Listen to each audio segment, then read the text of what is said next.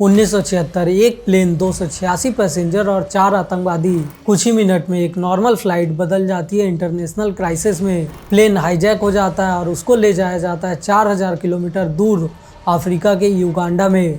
यहाँ इंतजार कर रहा था दुनिया का सबसे खतरनाक तानाशाह ईदी अमीन। अब सवाल था, क्या इजराइल अपने नागरिकों को बचाने के लिए दुश्मन देश पे घुस के हमला करेगा या फिर 100 से ज्यादा लोगों को वहीं पे मरने के लिए छोड़ देगा। और जो हुआ वो इतिहास का सबसे साहसी और रेस्क्यू मिशन माना गया।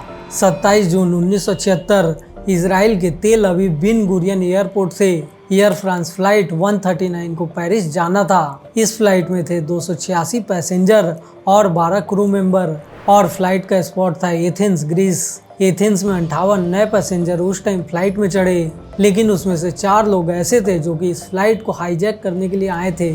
उनके बैग में छिपा था पिस्टल, हैंड ग्रेनाइड और उस समय एयरपोर्ट की सिक्योरिटी बहुत ही ज़्यादा ढीली थी, इतनी ज़्यादा ढीली कि आम आदमी भी ये सारा कुछ लेके घुस गया। एथेंस से टेक ऑफ करने के बस 8 मिनट के बाद अचानक 2 लोग अपनी सीट पे जाके खड़े हो गए। एक के हाथ में पिस्टल, दूसरे के हाथ में हैंड ग्रेनाइड था। पूरा प्लेन खौफ में भर गया और कुछ सेकंड में फ्लाइट 139 हाईजैक हो चुकी थी। हाईजैकर 2 ग्रुप से थे, PPLP यानी पैलेस्टीन मिलिटेंट ग्रुप और दूसरा था जर्मन रेवोल्यूशन सेल। इनकी मांग साफ थी, 93 कैदियों की रिहाई और $500 मिलियन कैश। इन कैदियों में से उस टाइम में 40 कैदी इजराइल के जेल में बंद थे। पायलट को आदेश दिया गया प्लेन को पेरिस नहीं बल्कि लीबिया ले चलो। कई घंटों तक प्लेन हवा में उड़ने के बाद लीबिया में लैंड हुआ। वहां पे प्लेन की रिफ्यूलिंग की गई। फिर अचानक से हाईजैकर ने पायलट से एक बात बोला, अब युगांडा की ओर उड़ चलो।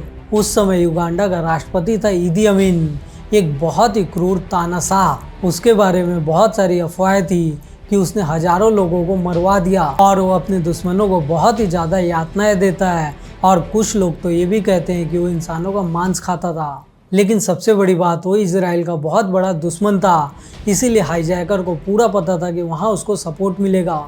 प्लेन उड़ा और उसके बाद युगांडा पहुंच गया। प्लेन युगांडा के एंटेबे एयरपोर्ट पे उस टाइम में लैंड हुआ और तुरंत युगांडा की सेना ने पूरे एयरपोर्ट को घेर लिया। लेकिन वो लोग हाईजैकर को पकड़ने नहीं आए थे, वो लोग उनकी मदद के लिए वहां पे खड़े हो गए। सभी पैसेंजर को एयरपोर्ट के ओल्ड टर्मिनल में उस टाइम में ले जाया गया। फिर हाईजैकर ने एक बहुत ही खतरनाक कदम उठा लिया। उन्होंने पैसेंजर को 2 ग्रुप में उस टाइम में बांट दिया। पहला इजरायली ज्यूइश पैसेंजर को और दूसरा ग्रुप था नॉन इजरायली पैसेंजर का। यह बिल्कुल वैसा था जैसे नाजी जर्मन यहूदी के साथ करता था। अब पूरी दुनिया में खबर फैल चुकी थी, इजराइल में बहुत ही ज्यादा अफरा तफरी मच चुकी थी। पर सबसे बड़ा एक सवाल था कि 4000 किलोमीटर दूर युगांडा में जाकर रेस्क्यू कैसे किया जाए। अगर इजराइल डायरेक्ट हमला करेगा तो युगांडा की सेना भी लड़ाई में उतर जाएगी और सभी हॉस्टेज मारे जा सकते हैं। इसलिए सबसे पहले उसने डिप्लोमेसी स्टार्ट की। हाईजैकर ने एक डेडलाइन दे दी कि 1 जुलाई तक अगर कैदी रिहा नहीं हुए तो होस्टेज को मारा जाएगा। इजराइल ने भी जवाब दिया, हम आपकी सारी शर्त मान लेंगे, लेकिन हमें कैदियों को अलग अलग देश से लाने में समय लगेगा। असल में इजराइल अपने लिए समय खरीद रहा था ताकि वो रेस्क्यू ऑपरेशन को बहुत ही अच्छे से तैयार कर सके। इजराइल की इंटेलिजेंस एजेंसी यानी कि मोसाद उस टाइम उसने पूरी जानकारी इकट्ठा कर ली। सबसे बड़ी खोज ये थी कि एंटेबे एयरपोर्ट का ओल्ड टर्मिनल असल में एक इजरायली कंस्ट्रक्शन कंपनी ने बनाया था और इसका मतलब था कि इजराइल के पास पूरे एयरपोर्ट का ब्लूप्रिंट था। अब एक प्लान बना और नाम रखा गया ऑपरेशन थंडरबोल्ट। इस मिशन के लिए चुने गए C-130 हरक्यूलिस एयरक्राफ्ट, कुल 4 विमान और इसमें बैठे थे 200 से ज्यादा एलिट कमांडोज। व्हीकल, वेपन और सब कुछ इस मिशन के लिए जो भी जरूरी था प्लेन में भर लिया गया। और मिशन को लीड कर रहे थे यानाथा नेतन्याहू, जो कि बाद में जाके इजराइल के प्रधानमंत्री बने। और वही इंसान आज के डेट के इजराइल के प्रधानमंत्री बेंजामिन नेतन्याहू के बड़े भाई है। प्लेन का सबसे चौंकाने वाला हिस्सा था फेक कॉन्वे। ईदी अमीन एयरपोर्ट पे हमेशा ब्लैक मर्सिडीज में आता था। लैंड रोवर का कॉन्वे उसके साथ वो हमेशा चलता था। इजराइल के कमांडोज ने भी एग्जैक्ट सेम कॉन्वे उस टाइम में बना लिया। Fake Mercedes, fake number plate, fake flag, सब कुछ असली जैसा लगता था। 3 जुलाई 1976 रात के 11 बजे 4 विमान अंडर द रेडार आते हैं और वो विमान 4000 किलोमीटर दूर उड़ते हुए युगांडा पहुंच जाते हैं। पहला विमान चुपचाप एंटेबे एयरपोर्ट पे उस टाइम में लैंड हुआ। लाइट बंद, 2 इंजन बंद ताकि आवाज कम हो सके और एयरक्राफ्ट लैंडवे पे उतरा और उसके पीछे पीछे बाकी विमान भी उतरने लगे और धीरे धीरे मर्सिडीज का कॉन्वे टर्मिनल की तरफ बढ़ने लगा। लेकिन 2 युगांडा के गार्ड को उस टाइम में शक हो गया और उसने गाड़ी को वहीं पे रोक ली। एक इजरायली कमांडो ने साइलेंस पिस्तौल से उन्हें मार दिया, लेकिन तभी एक दूसरी गोली चली जिसमें साइलेंसर नहीं था। आवाज आई और पूरा एयरपोर्ट उस टाइम में अलर्ट हो गया। अब शांति से होने वाला मिशन पूरी तरीके से एक बैटल में बदल गया। कमांडो बहुत ही तेजी से टर्मिनल में घुस गए और उन्होंने चिल्लाया, एवरीवन स्टे डाउन।